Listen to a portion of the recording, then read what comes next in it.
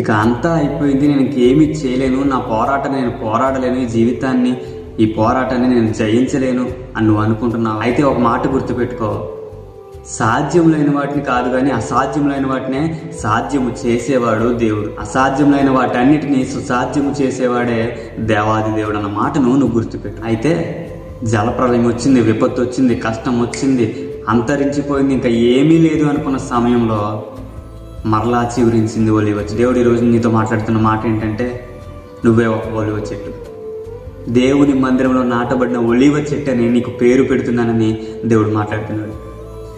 ఎన్ని కష్టాలు వచ్చినా, ఎన్ని శ్రమలు వచ్చినా, ఎన్ని నిందలు వచ్చినా, ఎన్ని అవమానాలు వచ్చినా, ఎలాంటి పరిస్థితి నీకు వచ్చినా కూడా నువ్వు నమ్మకం మాత్రం ఉంచు, విశ్వాసం మాత్రం ఉంచు. ఒలీవ చెట్టు ఏ విధంగా అయితే చిగురించిందో నువ్వు కూడా అలా చిగురించబోతున్నావు. నువ్వు కూడా అలా నీ జీవితంలో ఒక మార్పును చూడబోతున్నావు. నువ్వు కూడా నీ జీవితంలో ఒక ఫలింపును చూడబోతున్నావు. నువ్వు కూడా నీ జీవితంలో ఒక మంచి దర్శనాన్ని చూడబోతున్నావు అని దేవుడు మాట్లాడుతున్నాడు. ప్రియా సహోదరి, సహోదరుడా, నీ జీవితంలో ఏర్పడిన అసాధ్యమైనవి అని నువ్వు ఏదైతే అనుకుంటున్నావో ఆ ప్రతి పరిస్థితిని దేవునికి అప్పగించుకో. దేవుని పరిస్థితిని మార్చబోతున్నాడు. దేవుడు నీకు ఒక సమాధానాన్ని ఇవ్వబోతున్నాడు. దేవుడు నిన్ను చిగురించబోతున్నాడు. ఫలింపును దేవుడు నీకు దయచేయబోతున్నాడు. దేవుని ఆశీర్వాదాన్ని చూడడానికి సిద్ధంగా ఉండు. దేవుని యందు నమ్మకించు. ఆమేన్.